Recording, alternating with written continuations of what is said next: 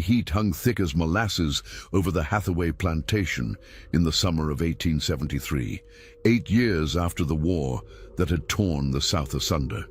The grand white columns of the main house still stood proud, but the paint had begun to peel, and the gardens that once bloomed with the labor of dozens now struggled with the care of just a few paid hands. The world had changed, but in Magnolia County, change came slowly, reluctantly, like blood from a stone. Ruby Washington stood at the edge of the cotton fields, her dark eyes surveying the land she had once worked as property. Now 28, she carried herself with a dignity that had been forged in the fires of bondage and tempered by the hard-won freedom that followed. Her calloused hands, once forced to pick cotton until they bled, now worked by choice. Though choice, she had learned, was a luxury even freedom couldn't always afford. The sound of approaching footsteps on the gravel path made her turn. Evelyn Hathaway emerged from the shade of the oak trees, her pale blue dress a stark contrast against the verdant backdrop. At 32, Evelyn bore the weight of widowhood and the burden of a plantation that struggled to survive in the New World Order. Her auburn hair was pulled back in a severe bun, but wisps had escaped in the humidity, softening her angular features. "Ruby," Evelyn's voice carried a tremor she tried to suppress. "I've been looking for you."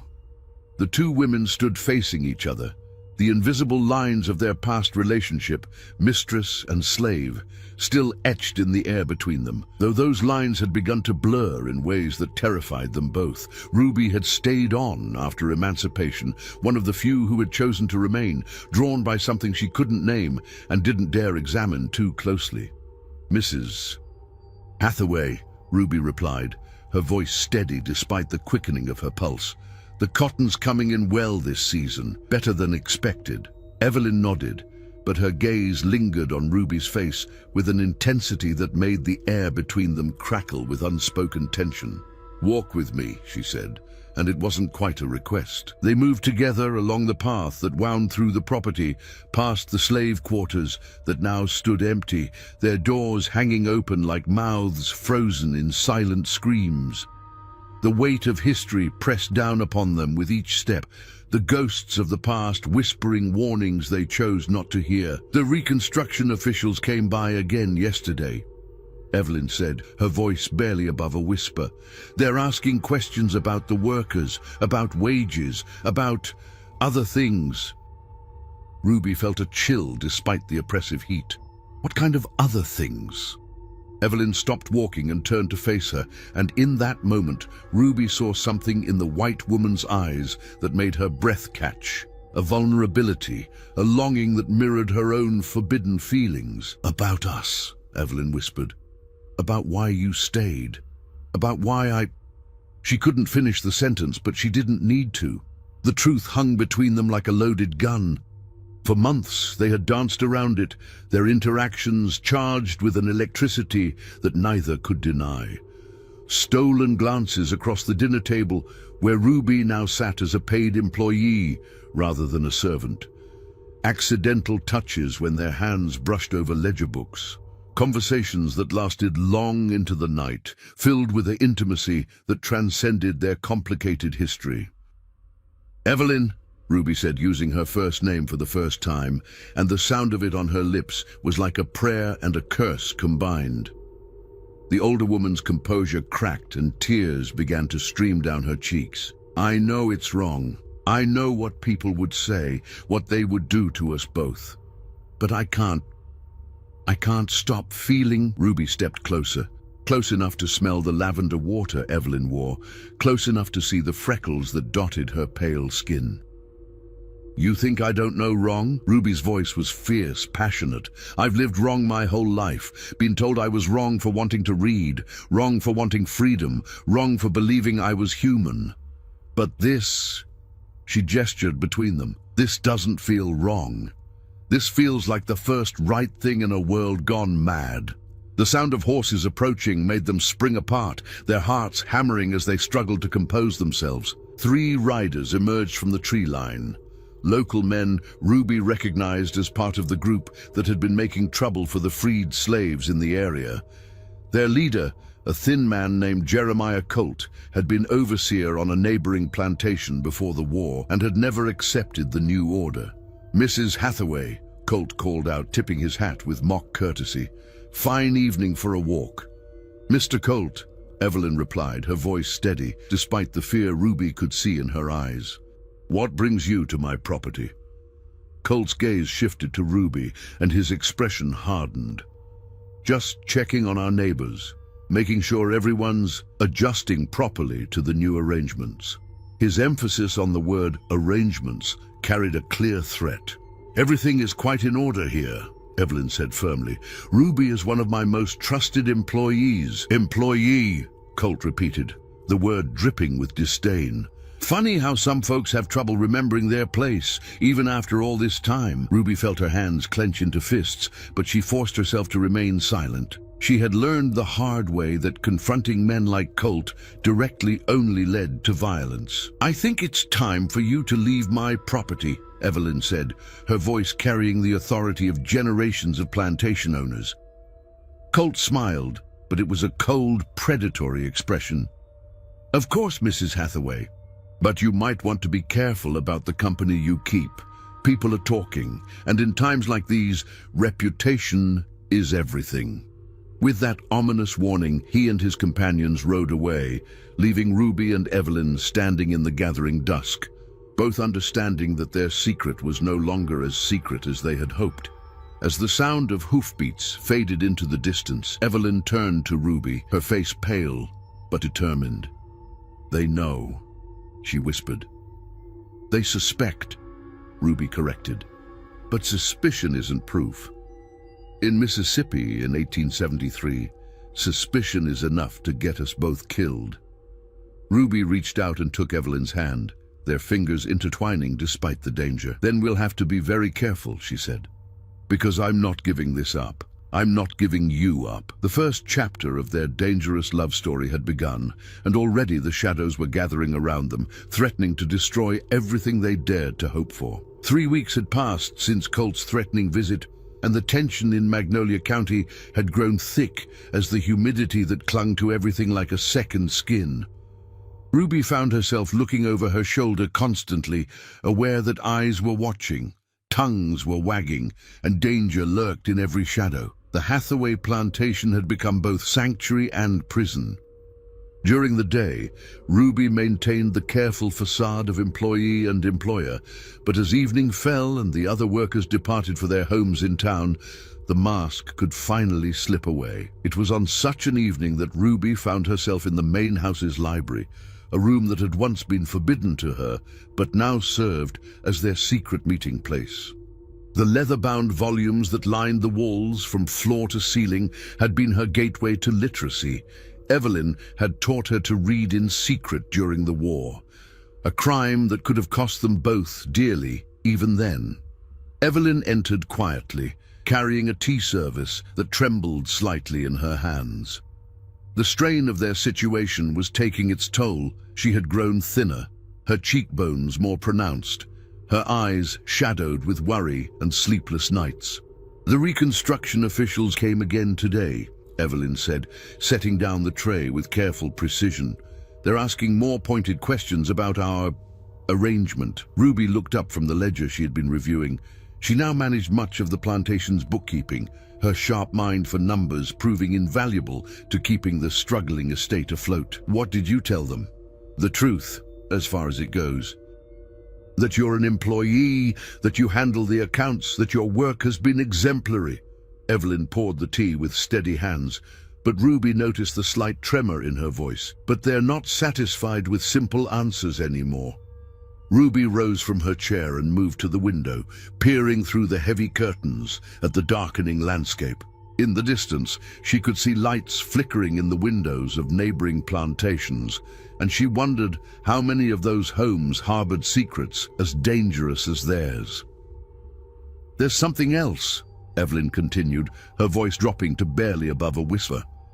"I received a letter today from my sister in Charleston. Ruby turned, sensing the gravity in Evelyn's tone. Evelyn's sister, Margaret, had married into Charleston society and had always looked down on what she considered Evelyn's eccentric ways, her education of slaves, her relatively lenient treatment of workers, her failure to remarry quickly after her husband's death. "She's heard rumors," Evelyn said, her hands clasping and unclasping nervously, "about us, about our relationship. She's threatening to come for a visit to assess the situation herself." The implications hit Ruby like a physical blow. Margaret's visit would mean scrutiny they couldn't afford, questions they couldn't answer, and the very real possibility of exposure that could destroy them both. "When?" Ruby asked. "Within the month." Ruby moved away from the window and sat beside Evelyn on the small sofa, close enough that their knees touched through the fabric of their skirts. The contact sent electricity through both women, a reminder of the passion that burned beneath their careful restraint. "We could leave," Ruby said quietly.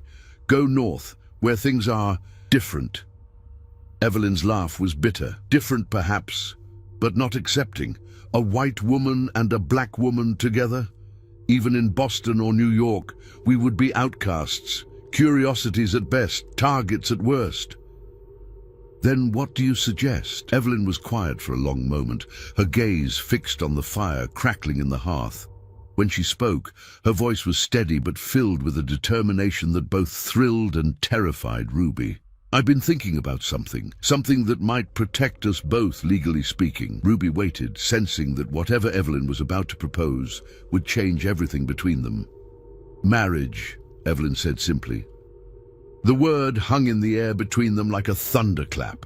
Ruby felt her heart stop, then begin racing so fast she thought it might burst from her chest.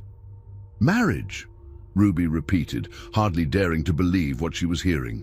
"Think about it," Evelyn said, turning to face her fully. "As my wife, you would have legal protections, property rights, the right to inherit, and while people might whisper and speculate, they couldn't touch us legally." "Evelyn," Ruby said slowly, "marriage between the races is illegal in Mississippi, has been since before the war." "But not everywhere," Evelyn replied, her eyes bright with possibility. "There are places, territories, states where such laws don't exist or aren't enforced. We could travel, find a minister willing to perform the ceremony, and return as a married couple." Ruby felt her world tilting on its axis. The idea was audacious, dangerous, and completely impossible. It was also the most beautiful thing she had ever heard. "You're talking about risking everything," Ruby said. "Your reputation, your property, your life. For me." Evelyn reached out and took Ruby's hands in hers, her touch warm and steady. "Ruby, you are everything. You're the reason I wake up each morning, the reason I found the strength to rebuild this place, the reason I believe in tomorrow. Without you, I have nothing worth protecting." Tears spilled down Ruby's cheeks as the full weight of Evelyn's words hit her. In a world that had told her she was worth nothing, here was a woman willing to sacrifice everything for their love. "The risks," Ruby began, "are worth taking," Evelyn finished firmly. "I've lived my whole life doing what was expected, what was proper, what was safe. I married the man my father chose, ran this plantation the way society demanded, played the role of the grieving widow with appropriate dignity. But with you, I'm alive. With you, I'm myself." Ruby leaned forward and kissed her then, soft and sweet, and full of all the love she had been holding back. When they broke apart, both women were crying. "Yes," Ruby whispered, "yes, I'll marry you." But even as they held each other in the firelight, both women knew that their declaration of love was also a declaration of war against a society that would stop at nothing to destroy them. Outside, unbeknownst to them, a figure moved away from the library window, having seen and heard enough to confirm the worst suspicions. Jeremiah Colt smiled grimly as he mounted his horse and rode into the night, already planning how to use this information to his advantage. The lovers had made their choice, but they were no longer alone in their secret. The morning sun cast long shadows across the plantation grounds as Ruby made her way to the main house, her mind still reeling from the previous night's conversation. The word marriage echoed in her thoughts like a bell that couldn't be unrung, filling her with equal measures of joy and terror. She found Evelyn in the morning room, staring out at the gardens with a cup of coffee growing cold in her hands. The older woman's face was pale, and dark circles under her eyes suggested she had slept as little as Ruby. "Second thoughts?" Ruby asked quietly, settling into the chair across from her. Evelyn turned, and Ruby saw a flicker of fear in her green eyes before it was replaced by steely determination. "Every minute since I said it," Evelyn admitted, "but not about wanting to marry you, about whether we can survive what comes after." Before Ruby could respond, the sound of approaching carriages interrupted them. Through the window, they could see a small procession making its way up the drive. 2 carriages and several riders, all bearing the unmistakable air of official business. "The reconstruction officials," Evelyn breathed, rising quickly. "They're early." Ruby felt her stomach drop. "How many?" "Too many." Evelyn moved to the window for a better look. "And they've brought the sheriff." The implications were clear. This wasn't a routine visit about labor practices or tax assessments. This was an investigation. "Ruby, you need to go," Evelyn said urgently.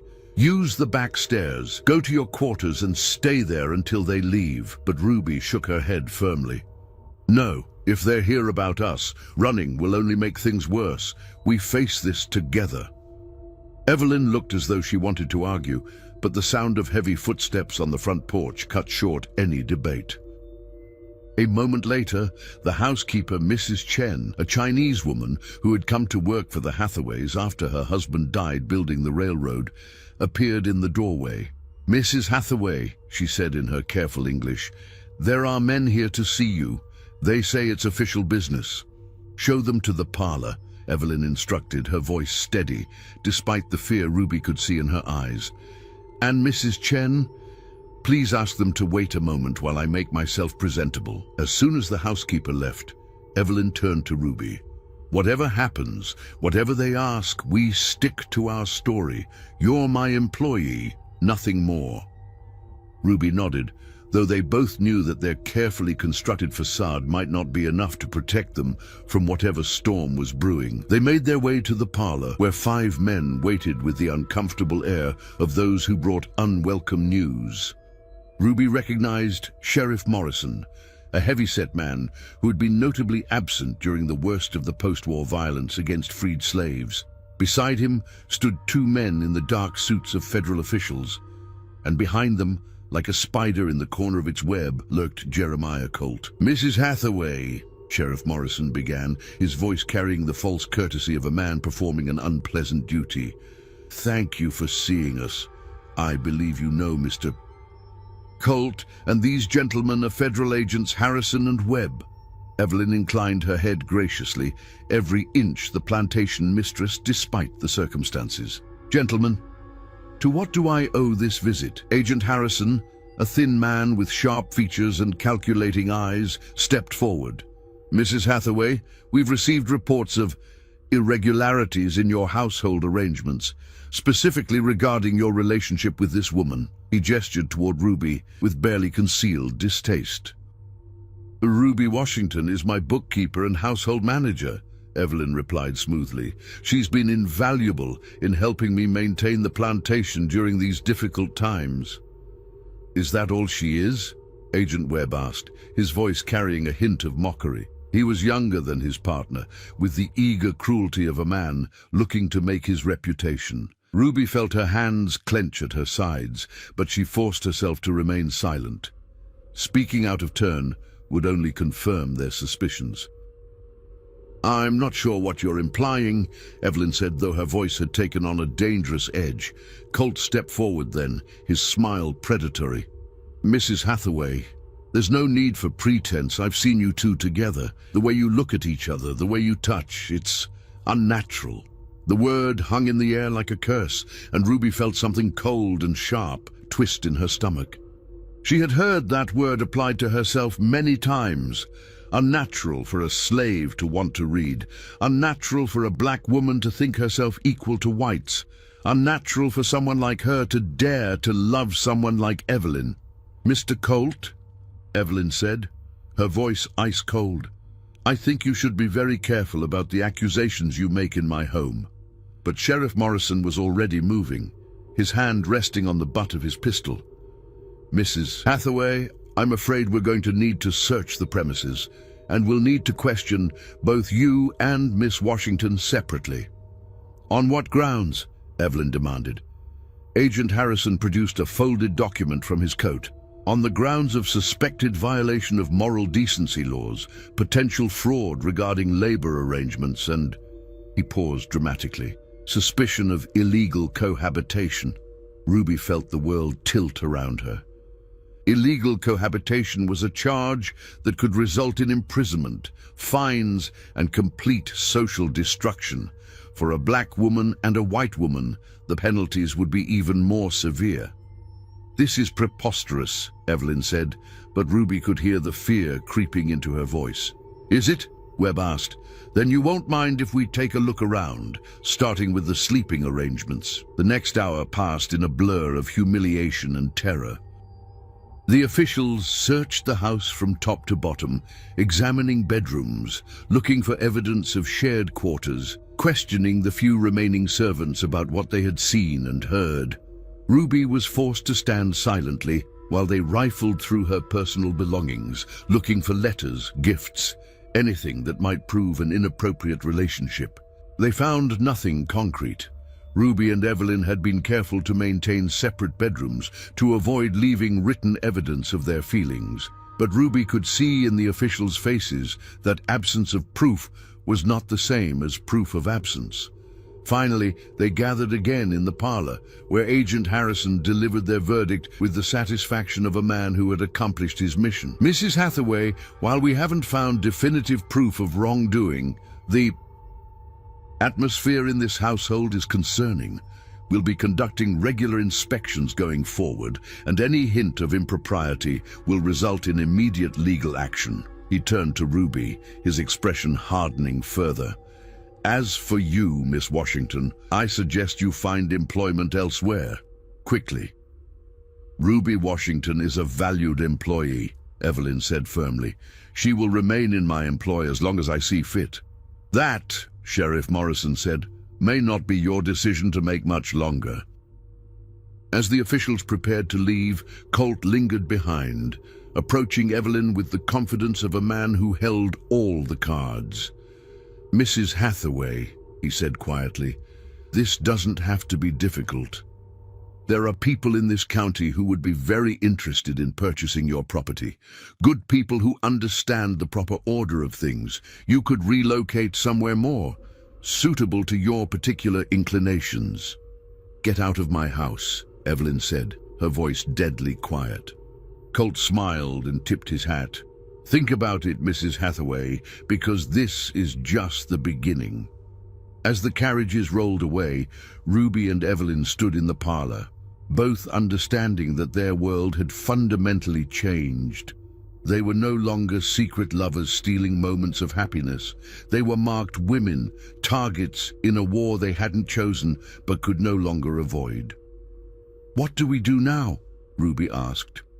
Evelyn moved to the window, watching the dust settle on the drive where their tormentors had departed. When she turned back, her face was set with grim determination. "Now," she said, "we get married, before they can stop us." The decision to marry had transformed from a romantic dream into a desperate necessity overnight.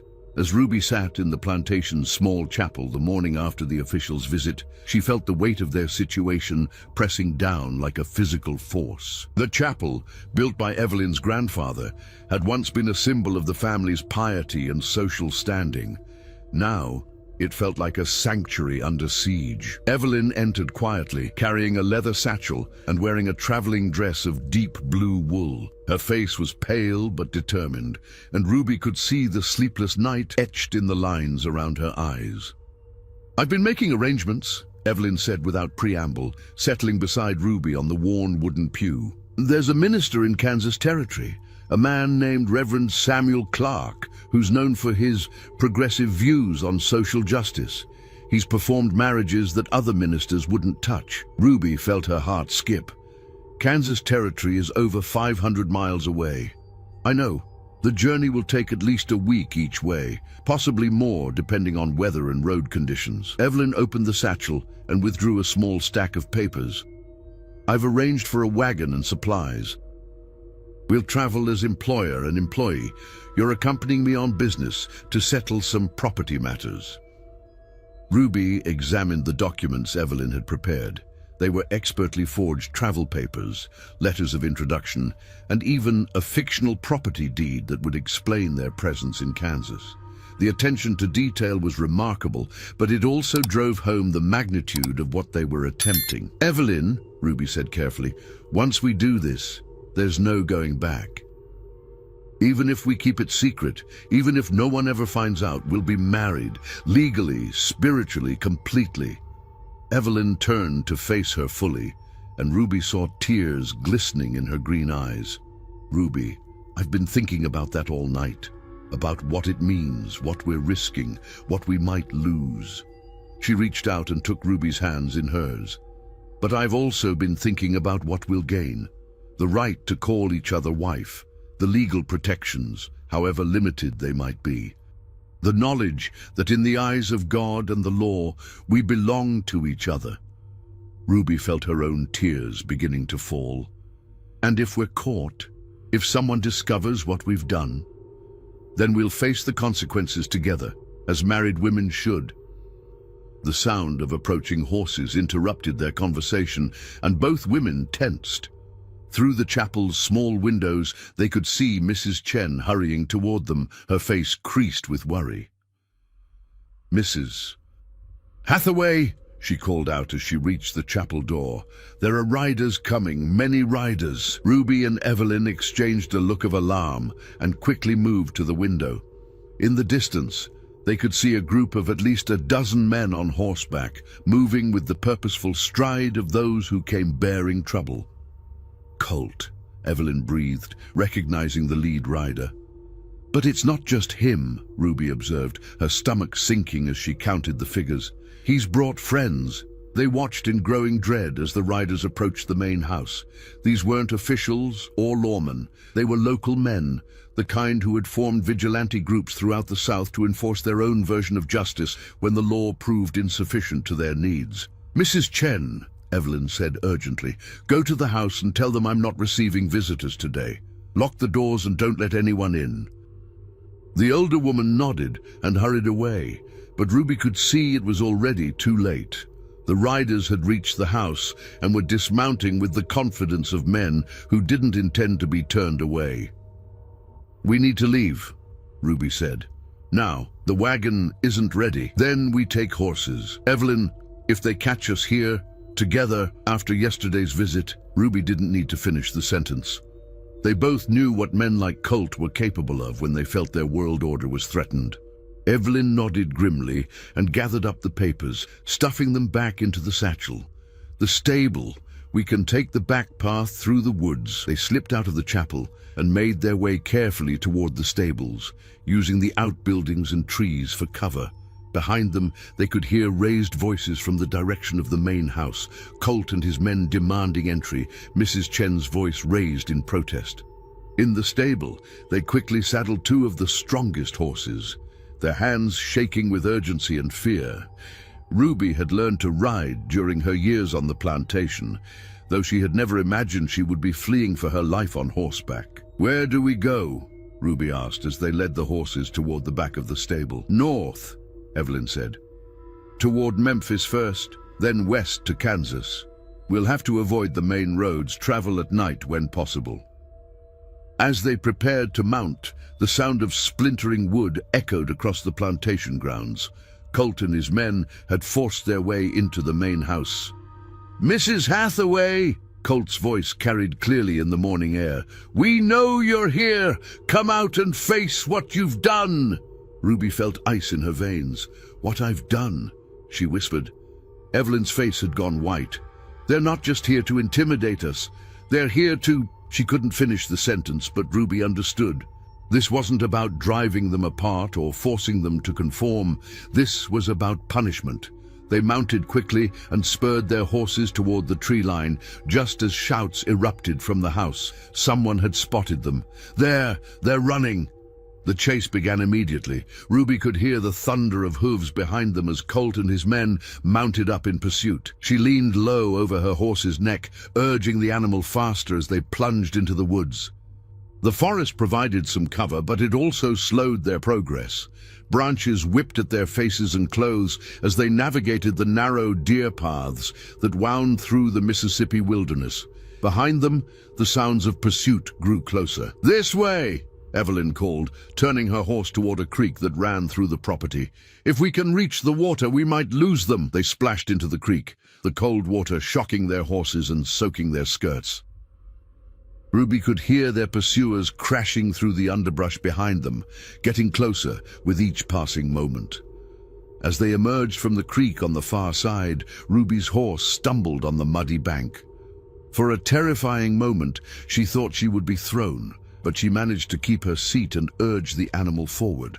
"Ruby!" Evelyn called out, looking back with fear in her eyes. "I'm all right. Keep going." They broke free of the woods and found themselves on a dirt road that led north toward the county line. Their horses were tiring, but they pushed them harder, knowing that their lives depended on reaching safety. Behind them, Colt and his men emerged from the woods, their faces twisted with rage and determination. Ruby could see that they were gaining ground. "The county line!" Evelyn gasped, pointing ahead to where a wooden sign marked the boundary. "If we can reach it..." A gunshot cracked through the air, and Ruby felt the bullet whistle past her ear. They were close enough now that Colt was willing to risk shooting them down like animals. With a final, desperate effort, they spurred their exhausted horses across the county line just as another shot rang out. On the far side of the boundary, they could see a group of federal soldiers, a patrol that had been investigating reports of vigilante activity in the area. Colt and his men pulled up short at the county line, unwilling to pursue their quarry into federal jurisdiction. Ruby and Evelyn collapsed against their horses' necks, gasping for breath and shaking with exhaustion and terror. They had escaped, but barely, and now they were truly fugitives, with no home to return to and no choice but to continue their desperate journey toward a marriage that might be their salvation or their doom. As they approached the federal soldiers, Ruby realized that their old life was over.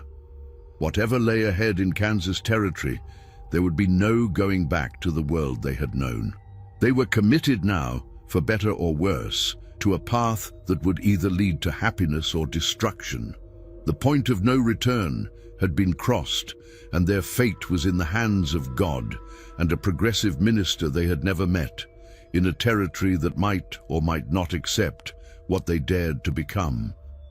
The federal patrol, led by Captain James Morrison, no relation to the local sheriff, provided Ruby and Evelyn with temporary sanctuary and an escort to the nearest railroad station. Captain Morrison, a weathered veteran of the Civil War, listened to their carefully edited account of being pursued by vigilantes with the weary understanding of a man who had seen too much of the South's resistance to change. "Ma'am," he told Evelyn as they prepared to board the northbound train, "I can't guarantee your safety if you return to Magnolia County.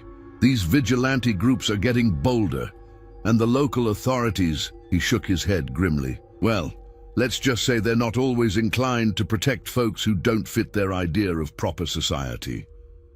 Ruby felt a chill at his words, understanding that their escape had been even more narrow than she had realized. As the train pulled away from the station, she watched the Mississippi countryside roll past the window and wondered if she would ever see it again. The journey to Kansas territory proved to be an education in the complexities of traveling as an interracial pair in 1873 America. Even in the supposedly more progressive North, they faced constant scrutiny, suspicious stares, and occasional outright hostility. They maintained their cover story of employer and employee, but Ruby could see the doubt in people's eyes, the whispered conversations that followed in their wake. In St. Louis, they were forced to find separate accommodations. Evelyn in a respectable hotel, Ruby in a boarding house that catered to black travelers. The separation was torture for both women, but they dared not risk exposure so close to their goal. It was during their second night in St. Louis that disaster nearly struck. Ruby was returning to her boarding house after a clandestine meeting with Evelyn when she noticed she was being followed. Two men in dark coats had been trailing her for several blocks, and when she turned down a side street, they quickened their pace. "Hey, girl," one of them called out. "You're that woman from Mississippi, aren't you? The one who's been causing trouble?" Ruby's blood turned to ice. Somehow, word of their flight had preceded them. She quickened her pace, but the men were faster, and soon they had cornered her in an alley between two warehouses. "Folks back home are real interested in talking to you," the second man said, his hand moving to his coat where Ruby could see the outline of a pistol. "And your lady friend, too." Ruby's mind raced. She was trapped, alone, and these men clearly intended to take her back to Mississippi, or worse. But as she prepared to fight for her life, a new voice cut through the darkness. "I believe the lady asked to be left alone." A tall figure emerged from the shadows. A black man in a minister's collar, carrying a walking stick and radiating an authority that made the two pursuers hesitate. "This ain't your business, preacher," the first man snarled. "Any threat to one of God's children is my business," the minister replied calmly. "And I should mention that I'm not alone."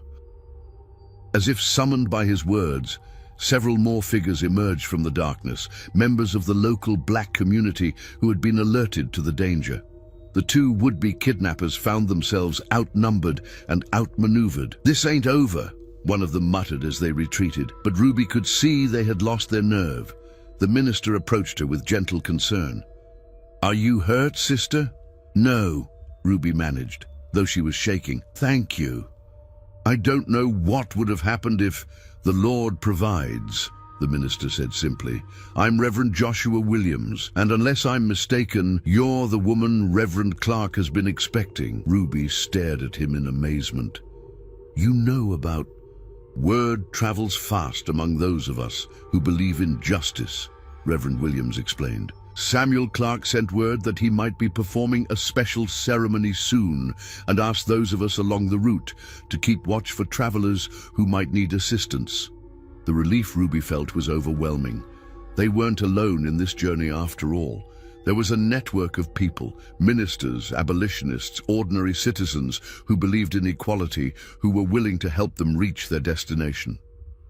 Reverend Williams escorted Ruby safely back to her boarding house and arranged for additional protection for both women during the remainder of their stay in St. Louis. More importantly, he provided them with new travel documents and a letter of introduction that would smooth their path to Kansas territory. "Reverend Clark is a good man," he told them before they departed. "He's performed marriages for couples that other ministers wouldn't touch. Former slaves marrying their former master's children, mixed-race couples even." He paused meaningfully. "Well, let's just say he believes that love is love, regardless of what society might think."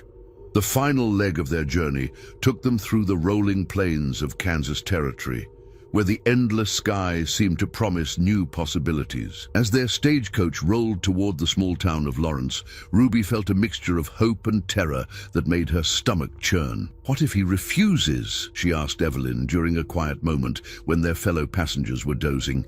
"Then we'll find someone else," Evelyn replied firmly, "or we'll perform the ceremony ourselves, with God as our witness." Ruby smiled despite her fears. "I don't think that would be legally binding."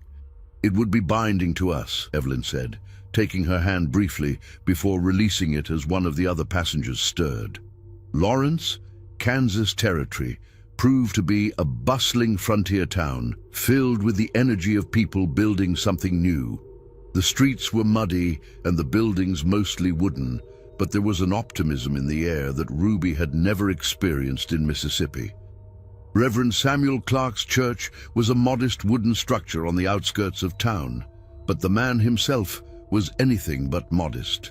Tall and imposing, with piercing blue eyes and prematurely grey hair, he radiated the kind of moral authority that came from a lifetime of fighting for justice. "Mrs. Hathaway, Miss Washington," he greeted them warmly. "Welcome to Kansas territory. I trust your journey was eventful." "That's one way to put it," Evelyn replied dryly. Reverend Clark's expression grew serious. "I've heard reports of trouble following you from Mississippi, men asking questions, offering rewards for information about your whereabouts." Ruby felt her heart sink. "They've tracked us here." "Not yet, but it's only a matter of time, which is why, if you're truly committed to this course of action, we should proceed immediately." He led them into his study, where he explained the legal complexities of what they were attempting.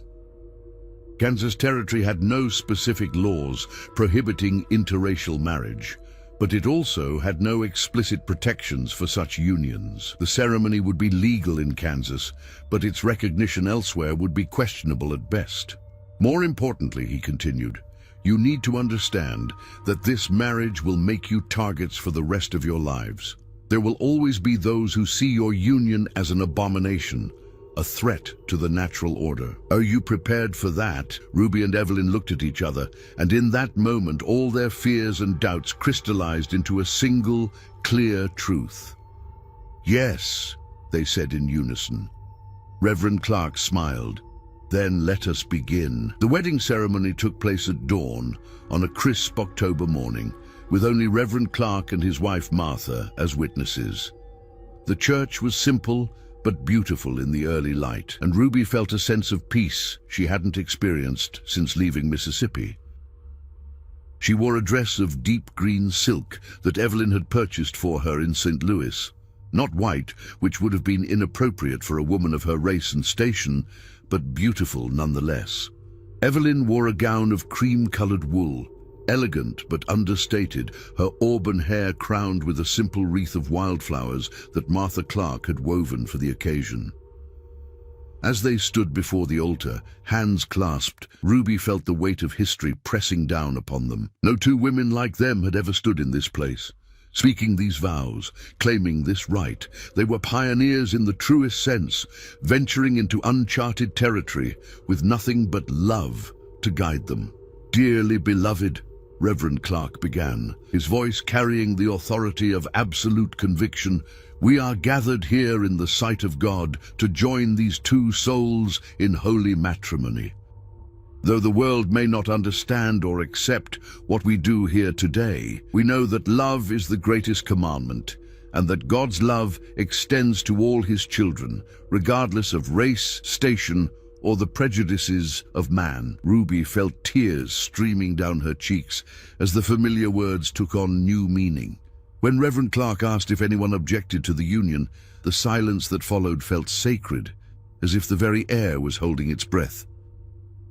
"Ruby Washington," Reverend Clark said, turning to her, "do you take Evelyn Hathaway to be your lawfully wedded wife, to have and to hold in sickness and in health, for richer or poorer, for better or worse, until death do you part?" "I do," Ruby said, her voice strong and clear despite her tears. "Evelyn Hathaway, do you take Ruby Washington to be your lawfully wedded wife, to have and to hold in sickness and in health, for richer or poorer, for better or worse, until death do you part?" "I do," Evelyn replied, her voice trembling with emotion.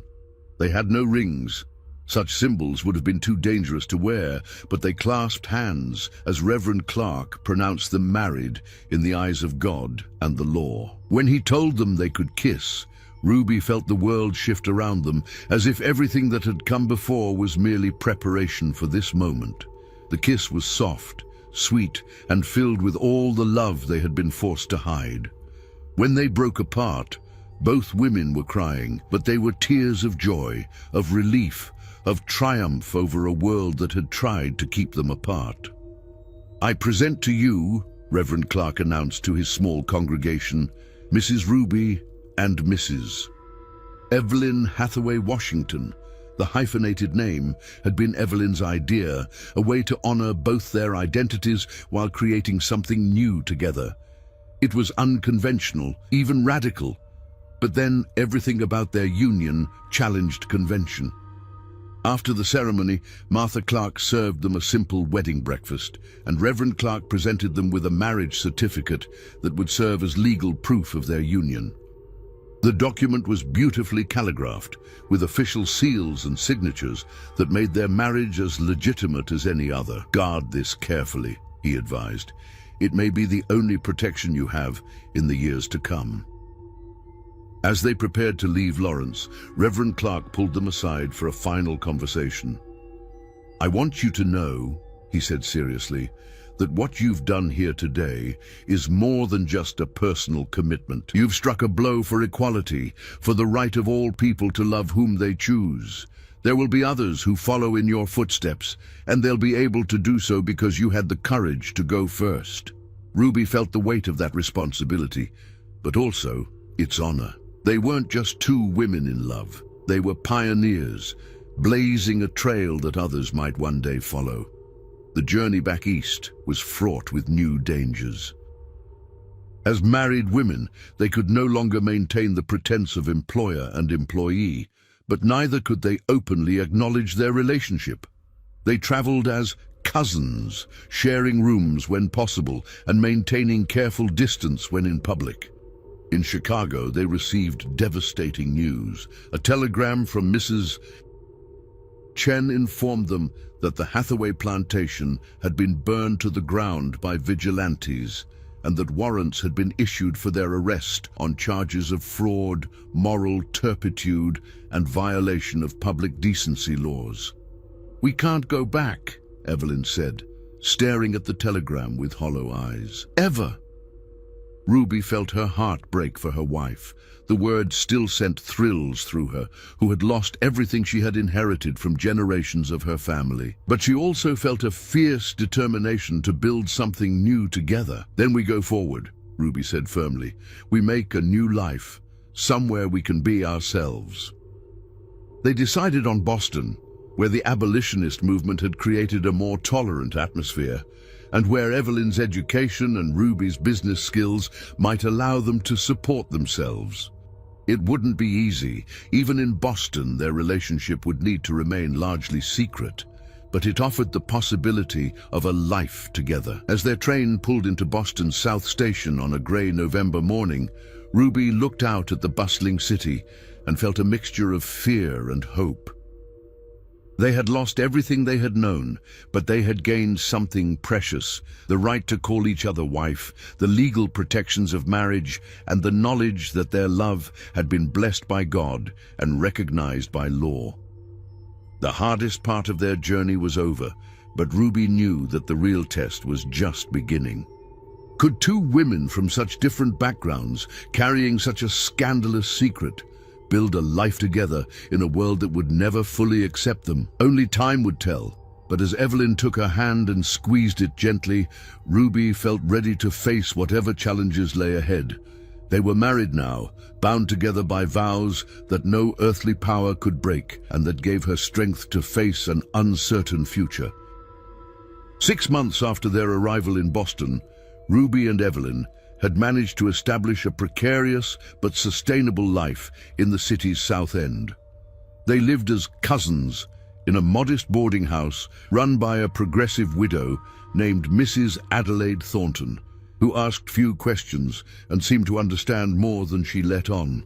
Evelyn had found work as a governess for the children of wealthy families, her southern refinement and excellent education making her a desirable employee despite the whispered questions about her background. Ruby had established herself as a bookkeeper for several small businesses, her sharp mind for numbers and meticulous attention to detail earning her a reputation for reliability.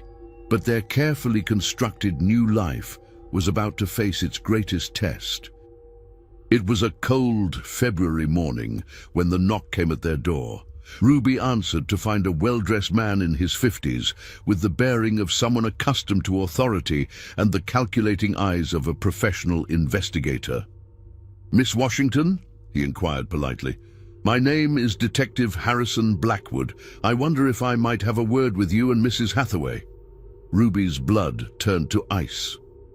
She recognized the name. Blackwood was a private investigator known for tracking down fugitives and missing persons. Someone had hired him to find them.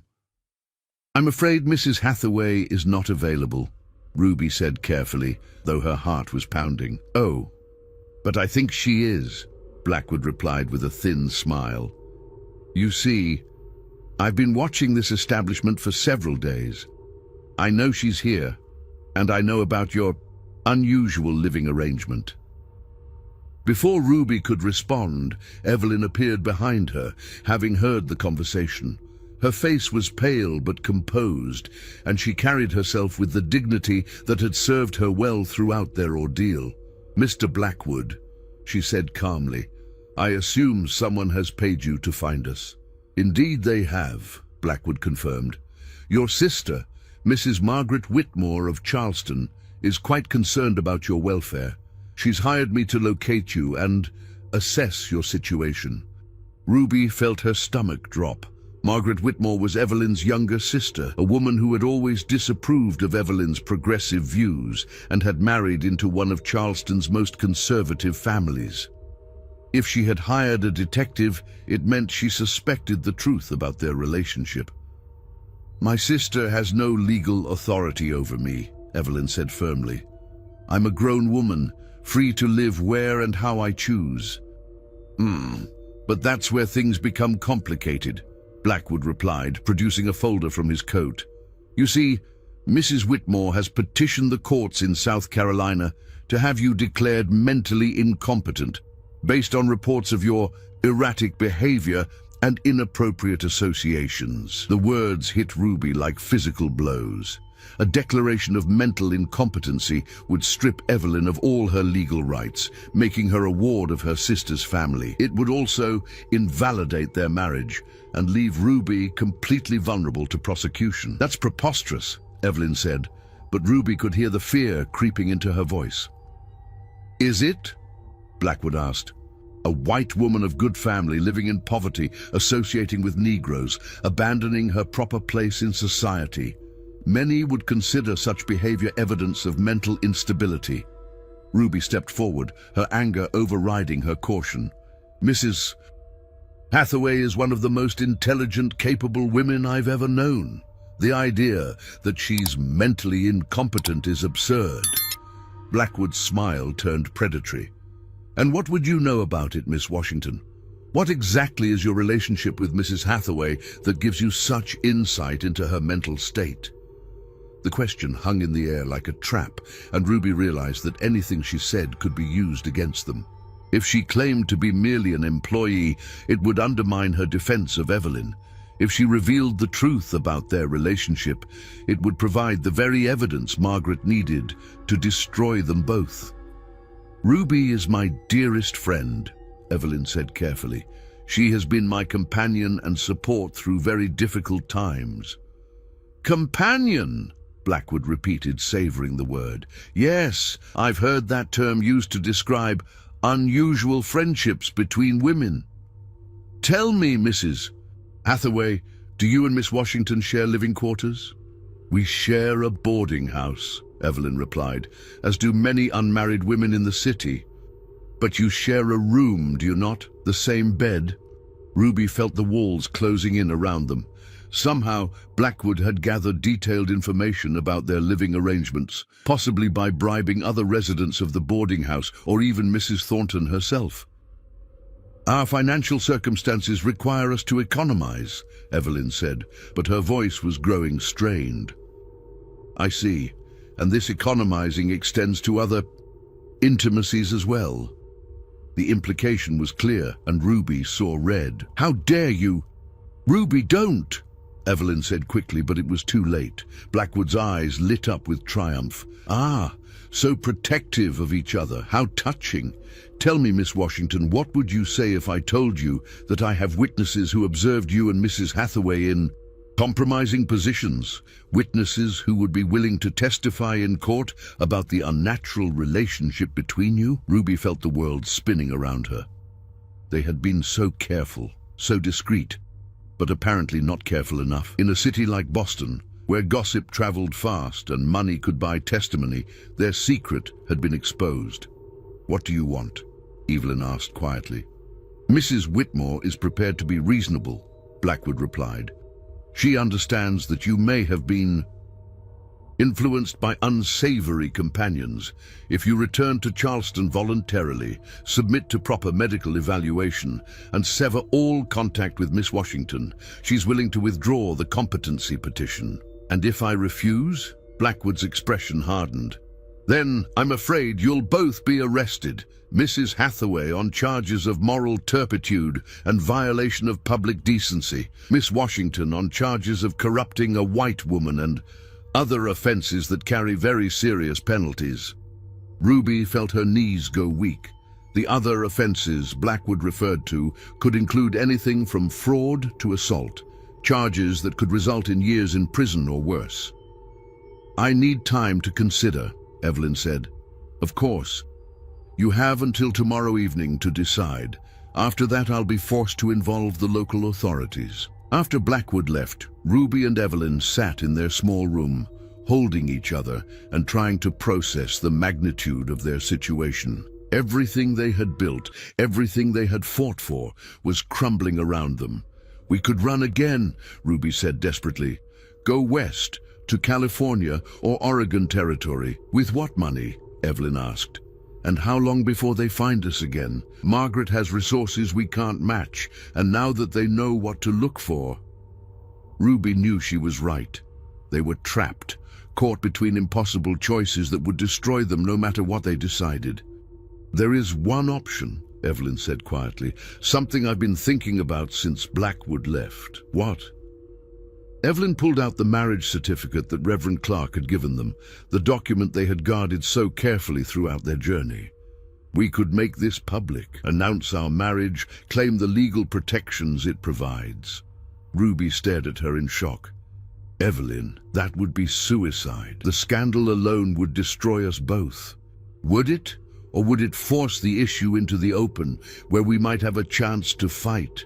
Evelyn's eyes were bright with desperate hope. "Think about it, por favor. Continue gerando a sua resposta. Expert logo Tizo 1 Ruby. If we're legally married, Margaret can't have me declared incompetent without also challenging the validity of our marriage. And if she does that, she'll have to do it in court, in public, where we can defend ourselves." Ruby felt her mind racing through the implications. "But the marriage was performed in Kansas territory. There's no guarantee it would be recognized here in Massachusetts." "No guarantee it wouldn't be either," Evelyn countered. "And even if the marriage itself is challenged, the publicity might work in our favor.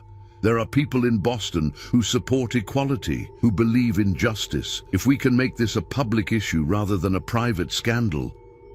"We could also end up in prison," Ruby pointed out, "or worse." "We're going to end up destroyed anyway if we do nothing," Evelyn said firmly. "At least this way, we go down fighting." Ruby looked at the marriage certificate, thinking of Reverend Clark's words about striking a blow for equality. Perhaps this was what he had meant. Not just the private act of getting married, but the public courage to defend that marriage against all who would challenge it. "If we do this," Ruby said slowly, "we need allies. People who will support us publicly, who will help us fight the legal battles that are coming." Evelyn nodded. "I've been thinking about that too. There's a lawyer here in Boston, a man named William Morris, who's been involved in civil rights cases. And there are ministers, abolitionists, women's rights advocates who might be willing to stand with us." "It's a terrible risk," Ruby said. "Everything we've done has been a terrible risk," Evelyn replied. "But we've come this far together. Are you willing to take one more chance?" Ruby thought about everything they had endured. The flight from Mississippi, the dangerous journey to Kansas, the months of hiding their true relationship. They had already sacrificed everything for their love. Perhaps it was time to stop hiding and start fighting.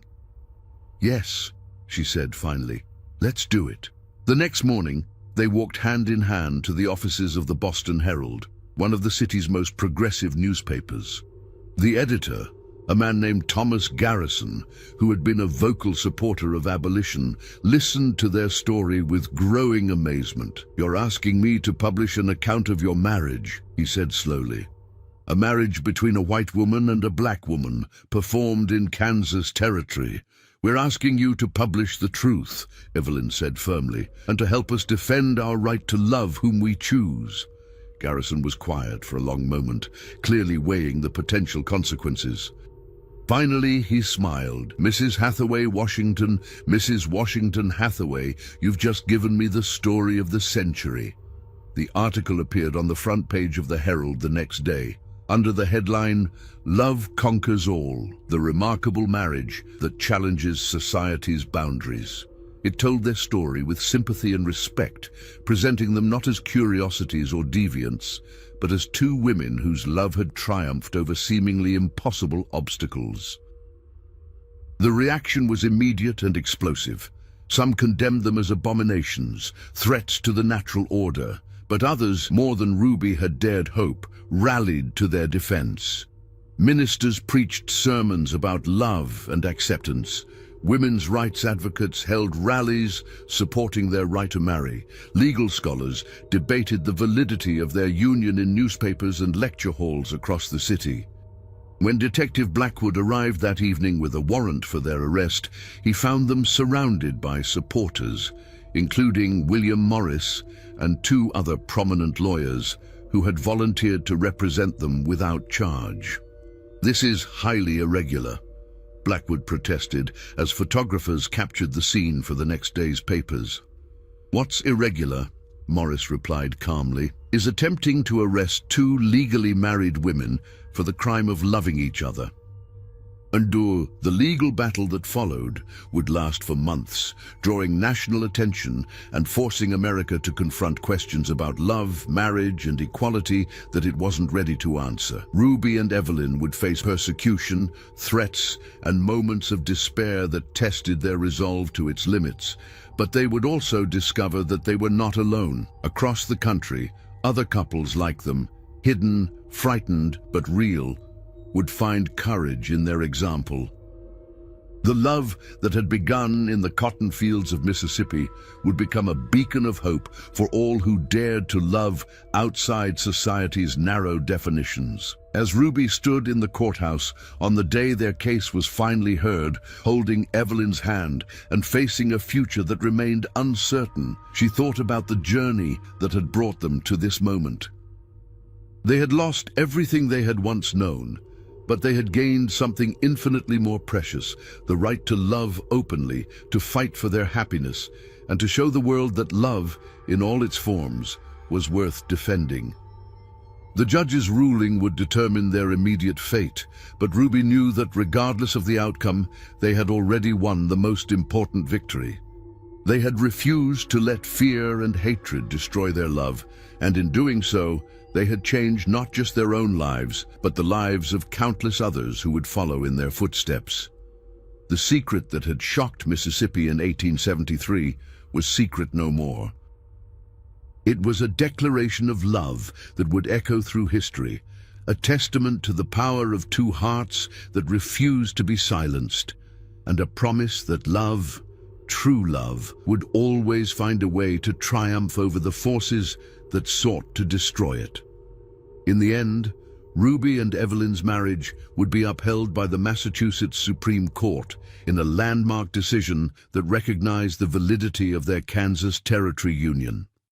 They would live together for another 43 years, becoming pillars of Boston's progressive community and inspiring generations of couples who dared to love beyond society's boundaries. Their story became legend, whispered in parlors and preached from pulpits, a reminder that love, in all its forms, was the most powerful force in the human experience.